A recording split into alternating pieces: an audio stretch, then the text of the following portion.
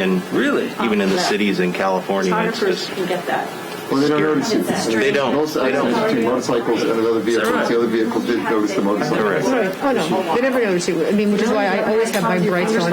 Always. Sure. Yeah. It It's doesn't just, always, I know. I mean, well, look, no one's gonna. I mean, nothing's never be 100%. I mean, like, yeah, sure. I have an airbag vest and jacket, but Well, that's nice. Yeah. think that?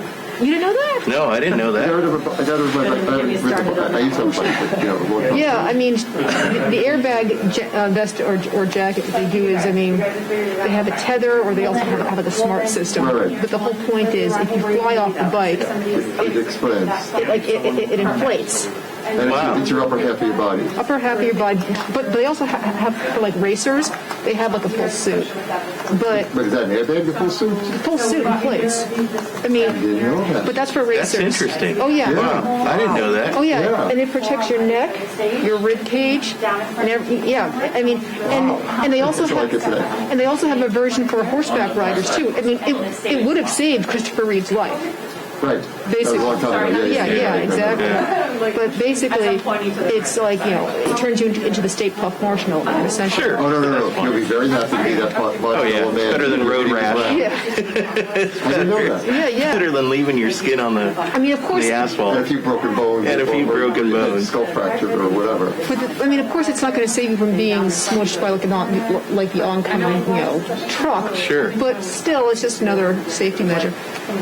But I've seen videos of like demonstrations of it, and they're also like news clips of people who have been saved by it. Oh, that's great. Stuff like That's that, it's a great invention. Yeah, wow. I have to Google that and see like videos. Yeah. Oh yeah, it's I gotta see awesome. what that looks And you like. have the jacket? Oh yeah. Oh, that's great. I had the jacket version. Now, how heavy is that? Oh, I don't know how much. Light? Super light. oh, Okay. like it's funny because anytime I have to pass it through like the Metal mags, detector.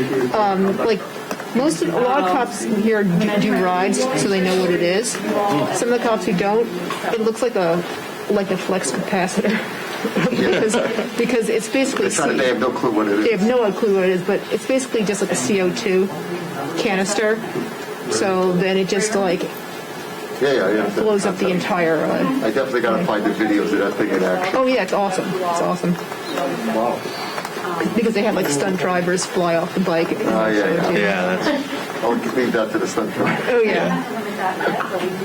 Friend of mine just post. Up next, Yeah, why it's, on the Supreme Court? awfully scary. The Trump will try to. Oh, thank you. Yeah, it's been a look around there. Well, we just don't want to. John Roberts was appointed to be erratic. If anyone wants.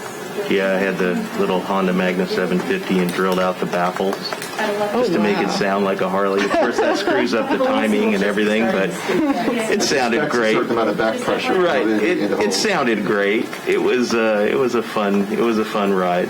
My dad had a Honda Hawk back in like 1979, 1980, and Did that have the radiator in front as well? yes, where I That is just so amazing to me. where I would, as a kid, I would burn my leg.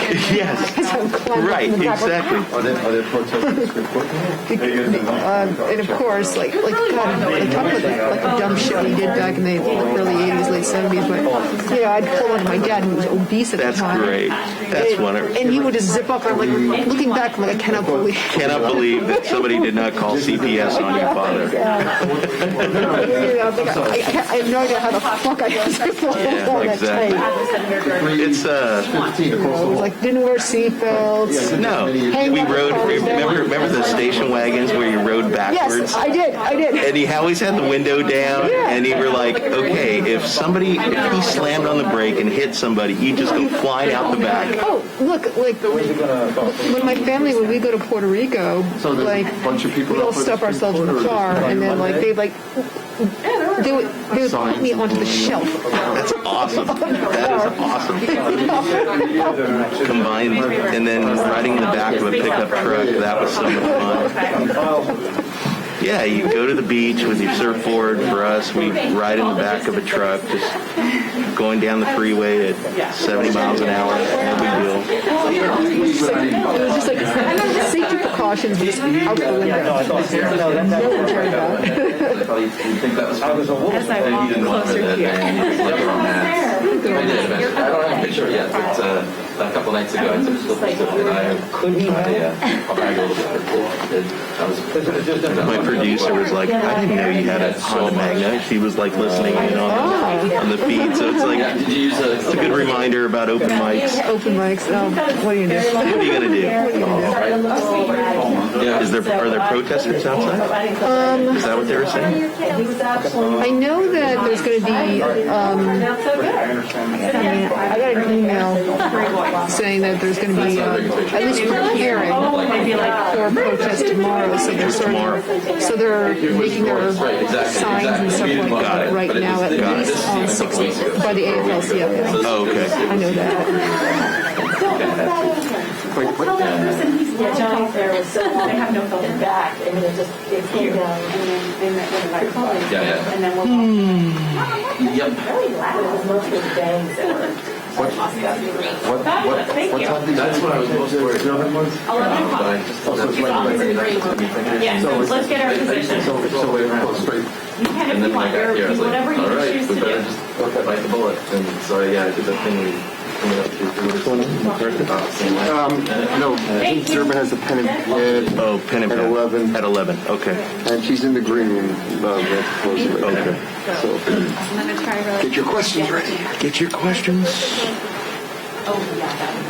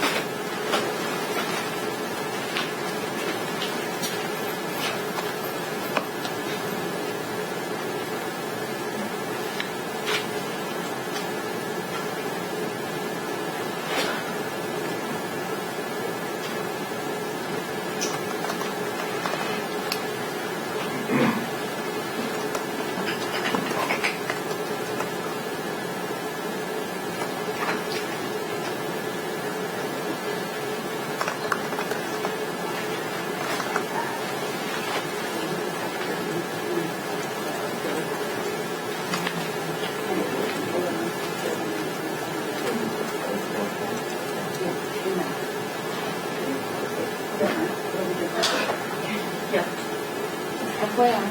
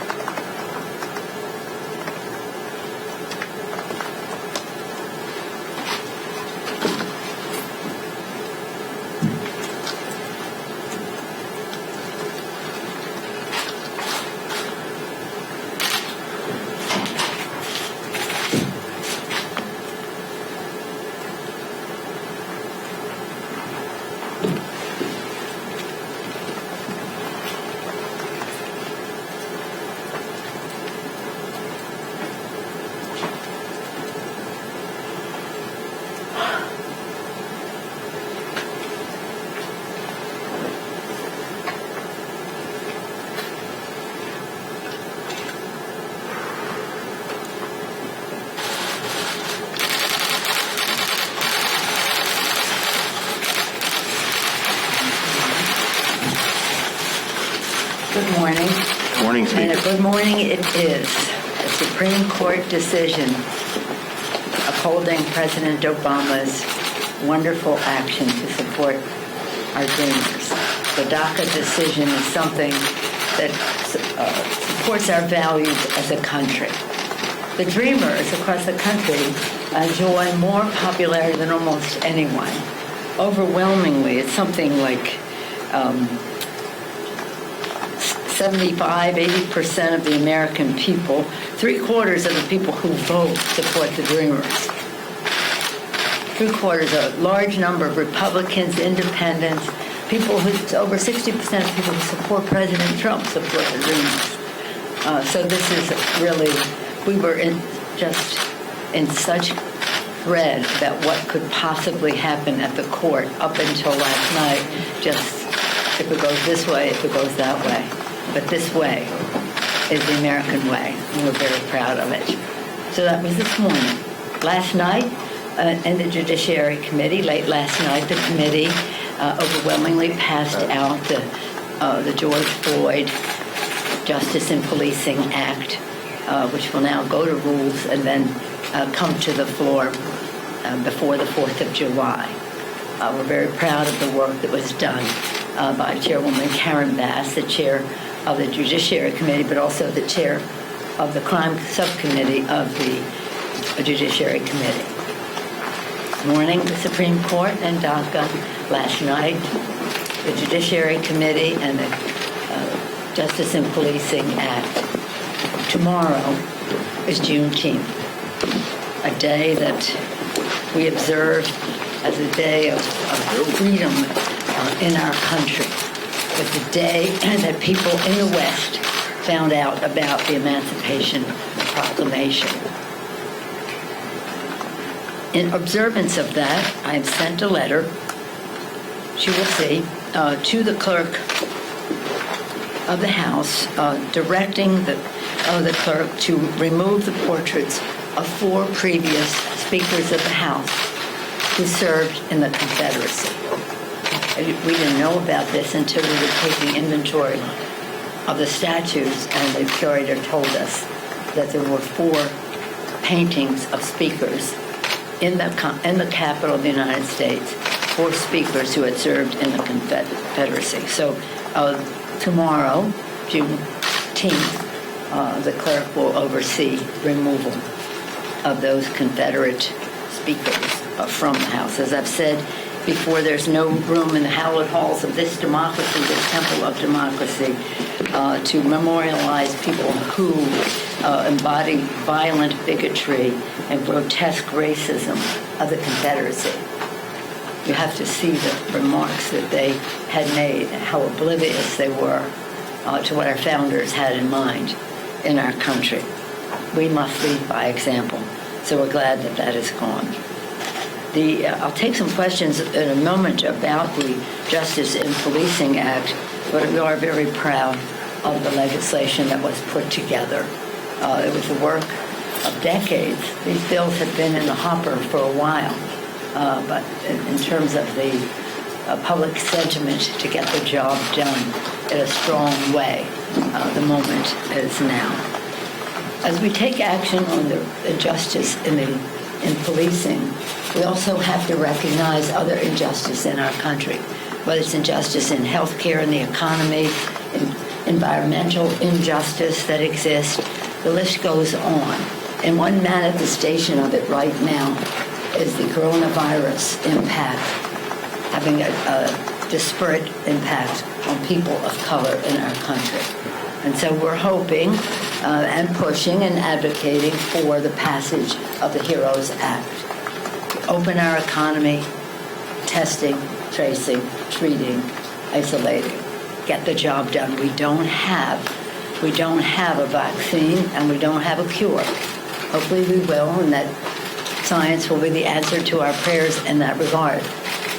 But we do have testing, tracing, treatment, and we want to address that in a way that takes the data that shows the disparate impact on people of color in our country so that we can save their lives. The legislation also has an impact on our economy. And yesterday, on the day before, the chairman of the Fed, Jerome Powell, urged Congress not to take our foot off the brake. I would think it would be of concern to Congress if Congress were to pull back from the support that it is providing too quickly.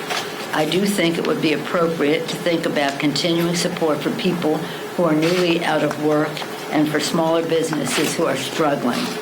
The economy is not just now beginning to recover. It is a critical phase, and I think the support would be well placed at this time. He's not the only one. Moody's, yesterday, the economic forecasting firm Moody's published an analysis that highlights the need for the HEROES Act. Quote, without additional help from Congress and the administration, prospects for double-digit unemployment throughout the end of next year, and even this assumes nothing else goes wrong, like a serious second wave of the virus. How well the economy does in the next several years depends critically on what lawmakers decide to do in the next few weeks. And in the next few weeks, we are hoping that, as you've seen, they went from never, we're not doing another bill, to, well, maybe, but not so big, and maybe, but not so soon. And you see they're having their own internal debate about the size and scope and timing of what happens next. But we must help honor our heroes, help our state and local governments. I've told you before, speaker.gov/Heroes Act to see what it means to you in your community. Open our economy, testing, tracing, treating, and isolation, and direct payments. Has been said by economists, including Chairman Powell, that improvement that was viewed and made of employment numbers was largely because of the unemployment insurance and the direct payments. We must do that again. And of course, we want our vote by mail ledger money in there as well. So later today, not here, but in the Rayburn Room, House Democrats will unveil H.R. 2, the Moving Forward Act, taking bold transformational action to build the infrastructure of America while again addressing key injustices, justice of transportation and transit and the rest. Sadly, the COVID-19 crisis has laid bare many vulnerabilities and disparities in our nation in terms of health care, financial security, housing, transportation, and more, which we will combat with this legislation. Democrats' plan will protect families' health, create jobs, grow the economy, invest in clean energy and climate resilience, and ensure that America's infrastructure is the envy of the world. We will bring this bill to the floor and pass it before the 4th of July. And with that, the three things we said when we ran for the people, we would lower the cost of prescription drugs, lower the cost of health care by lowering the cost of prescription drugs and preserving the pre-existing condition. That bill, once again, will be on the floor on June 29th. The Affordable Care Enhancement Act. The next day, and maybe it'll take 2 days, we'll vote on lower health care costs, bigger paychecks by building the infrastructure of America. That will be the next 2 days. And before then, making our government better with the Justice and Policing Act, which will be the end of next week. Any questions? Sir? Madam Speaker, on the police reform bill, I know this is getting a little bit ahead of things, but I know you're very proud of your bill. The Senate Republicans introduced theirs. Can you imagine, would you support ending up in conference on this? I mean, there's a limited amount you can do to affect what the Senate's going to do, but if you could move things in parallel. Well, we'd like to end up in conference because that's how Congress works its will. The House acts, the Senate acts, and go to conference and try to reconcile the legislation. It's so important. The American people care so much. They know so much. They are watching. And this is an opportunity that we have never had before, as you can see, taking all kinds of shape in terms of setting the record straight as to who we are as a country and how we treat people. And so, again, my negotiators are led by Karen Bass and Jerry Nadler, the chair of the Judiciary Committee, and I'm very proud of the work that they have done. It's very different in terms of what it does than the Senate bill. But at least they have similar categories. Well, to that end, in your conversations with Leader Schumer, are you encouraging him to let that Senate bill move forward to ultimately get to that point? One of the things you should know about our interaction is they don't tell me what to do, and I don't tell them what to do. That's up to the Senate to make their own decision about how they go forward. But we do have a bill that is introduced in the House and in the Senate. We're very proud of the work also of Senator Booker and Senator Harris and how they contributed to what this bill is, and we'll leave it up to them to make their judgment about how to proceed. Yes, thank you, Simone. On the DACA ruling, in mid-November, the President indicated that if the Supreme Court ruling did not go his direction, he might be willing to make a deal. I remember I asked you a couple of years ago when we were dealing with the border wall issue if you would be willing to trade border wall money for a bona fide DACA agreement. You said no at that point. That's right. Do you see the possibility for any sort of, and based on what the President said in November, a deal on DACA or moving some sort of immigration legislation between now and the election? Well, we would like to pass the DREAM Act, the Dream and Promise Act, which goes well beyond DACA to many more dreamers. It goes for TPS, Temporary Protected Status, DED, a deferred enforcement kind of provision. So we would like to see that bill pass. What we'd really like, though, is to come together to talk about the comprehensive immigration reform that goes even well beyond the legislation I just talked about. But there isn't anybody in the immigration community that wants us to trade a wall for immigration. But what about just doing, is that back on the table now where you can see the House maybe passing an immigration bill now before, say, the election? Well, we did pass a bill.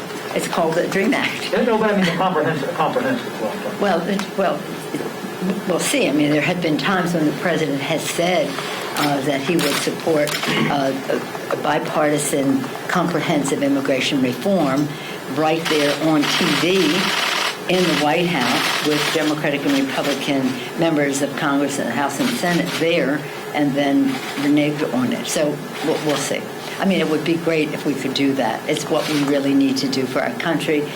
There was bipartisan support in the Senate for such a bill, which the House Republicans would not allow to be brought up in the House. So it isn't as if we haven't found our common ground. We can, but there isn't that much time. 138 days. But who's counting? 130 days. Well, let's hope for the best and always try to find that. But I don't know what the President meant. Maybe he doesn't either, because he's backed off what he said before. Yes, ma'am. Madam Speaker, obviously there are stunning allegations in John Bolton's new book. I'm curious, do you want to see him testify in the House, and would you be willing to subpoena him if necessary? Well, it's interesting because he was so arrogant in terms of the House when we were engaged in the impeachment. We did impeach the President of the United States. Removing him from office requires a vote of the Senate, and they have said that many of them have said there's nothing that John Bolton has put forth that would change their mind about removing the President from office, because no matter how unfit the President is, they just did not want a Democratic President. President Trump, by dint of what we saw in the impeachment, by what others are being quoted as saying in terms of leaders in the President's own administration, President Trump is clearly ethically unfit and intellectually unprepared to be the President of the United States. That doesn't seem to matter to the Republicans in the United States Senate. Didn't seem to matter to John Bolton. He chose royalty over patriotism. And and so he's going to make money off of his book, I guess. And so we'll make a judgment. I'll be meeting with the chairs to make a judgment, because it's not necessarily about whether we subpoena or what. We did subpoena some of his employees, and they very courageously testified. Some of the people who worked with him very courageously testified, as Mr. Schiff's statement. Mr. Schiff put out a very strong statement. I call it to your attention. Elliot Engel, the chair of the Foreign Affairs Committee, put out a very strong statement on this, and we'll be discussing how the American people are best served by oversight.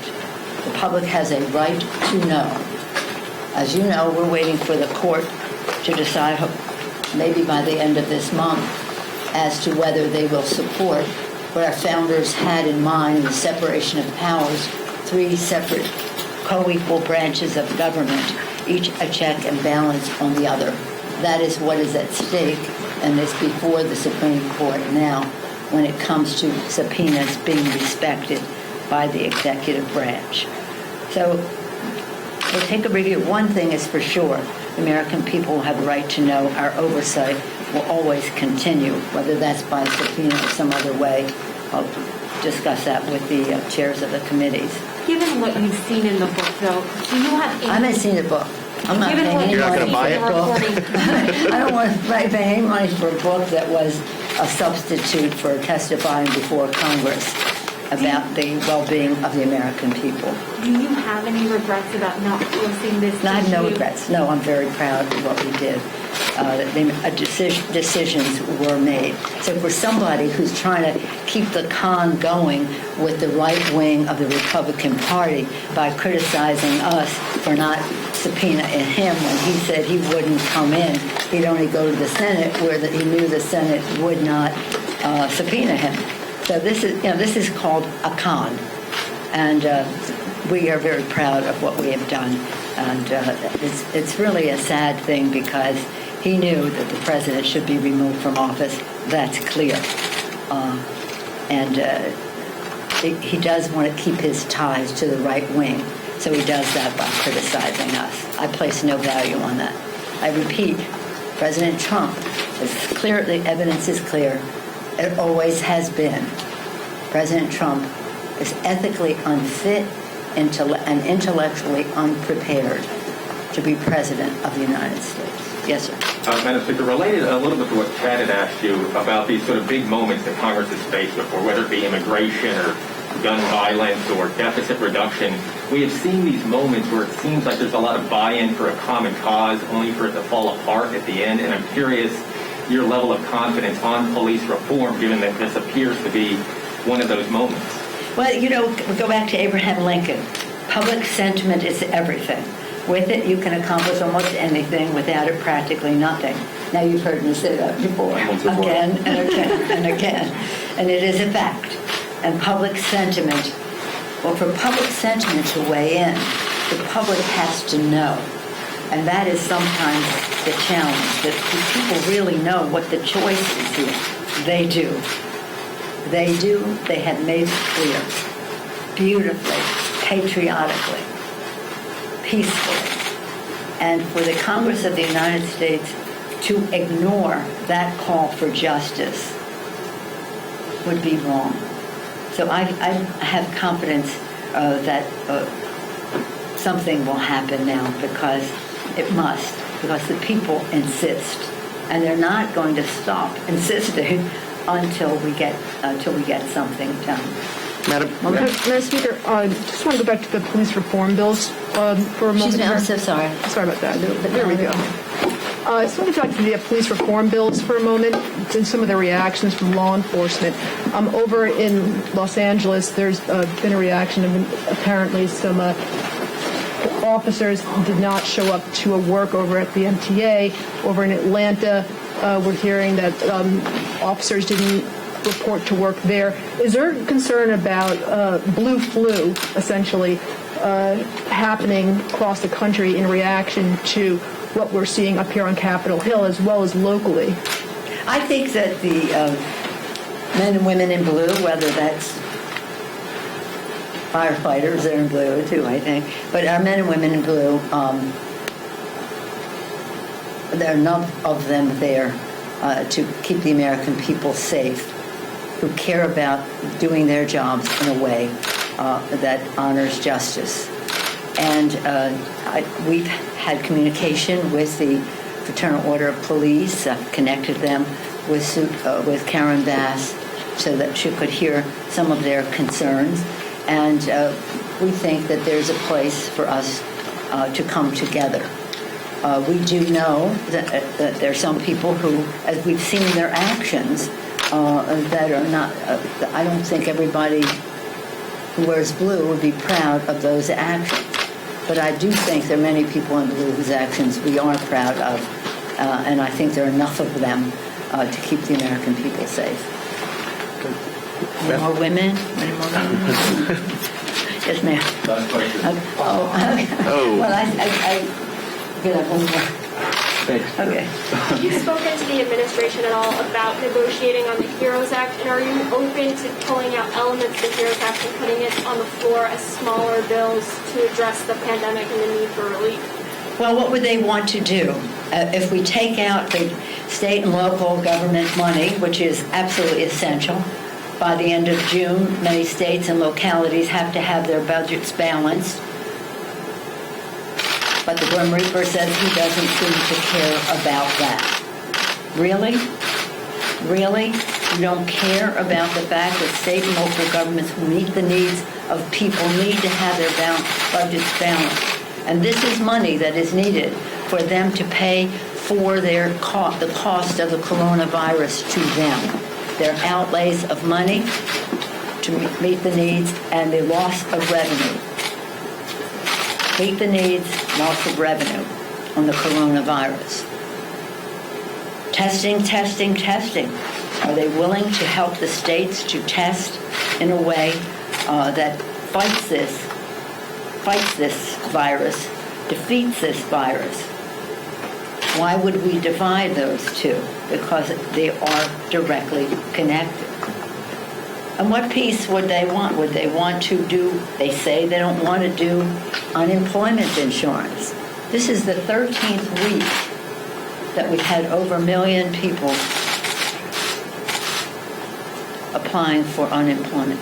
13th straight week, over 1 million. So what piece would you subtract?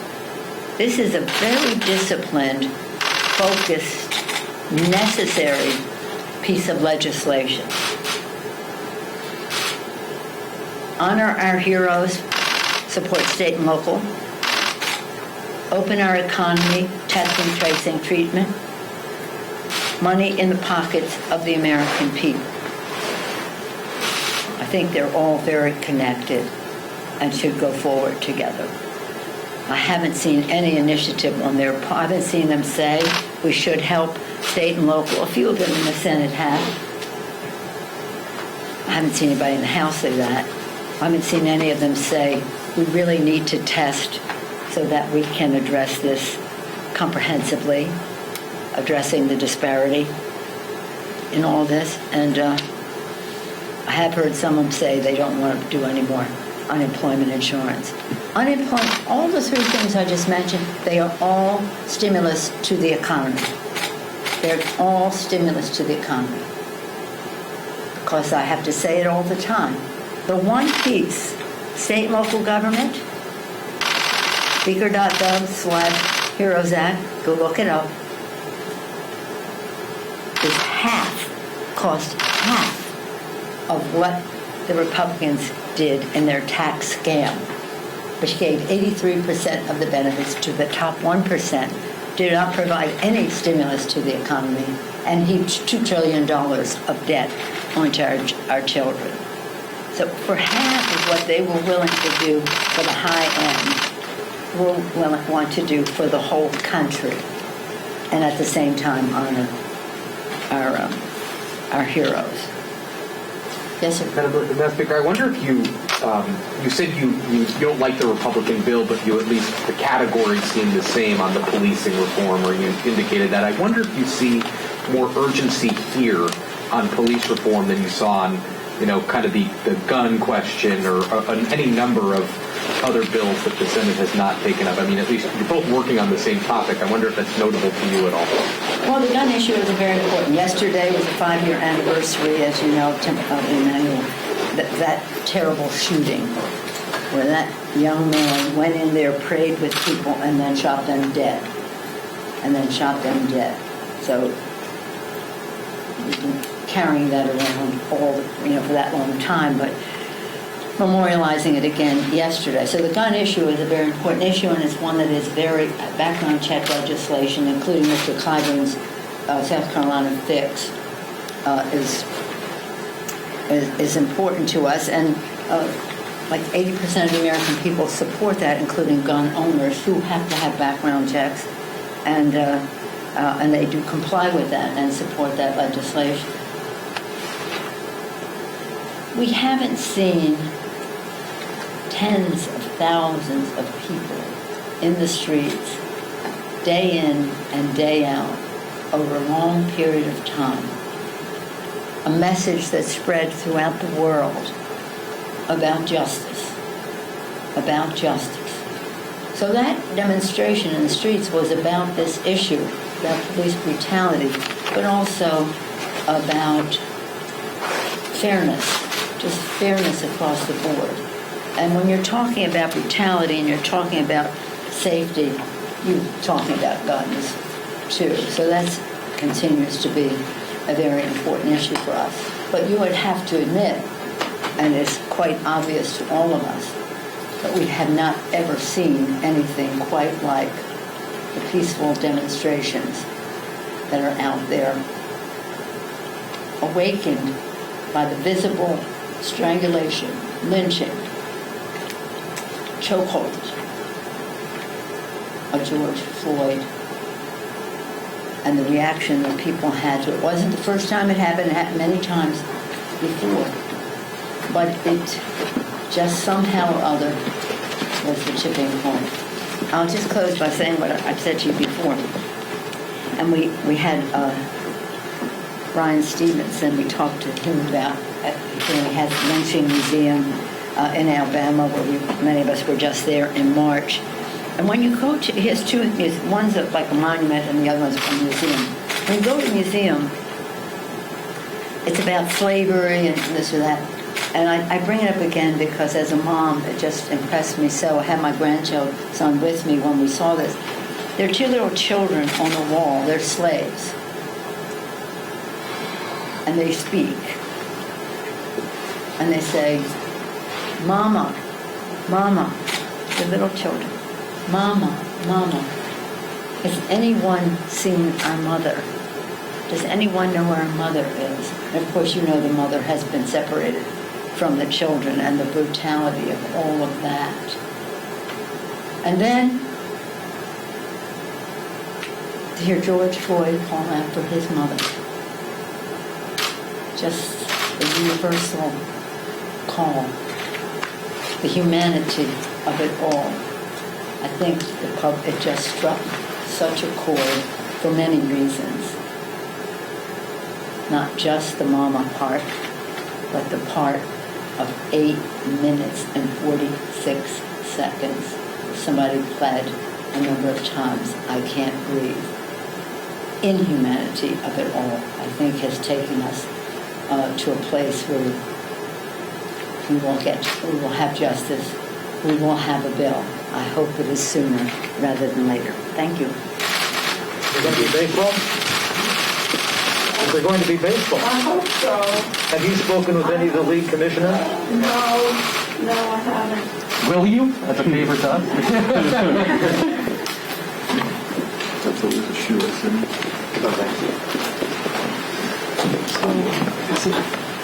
What? I don't know. Like, I can't decide whether to feel optimistic on the police reform thing or not. I've been very vocal. I know you have.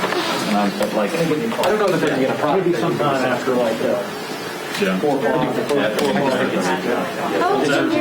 Anything but the right. I don't know. I can't judge, but I don't know. I'm not sincere or insincere or politically motivated or not. Everything has a million different kind of, and that doesn't really matter.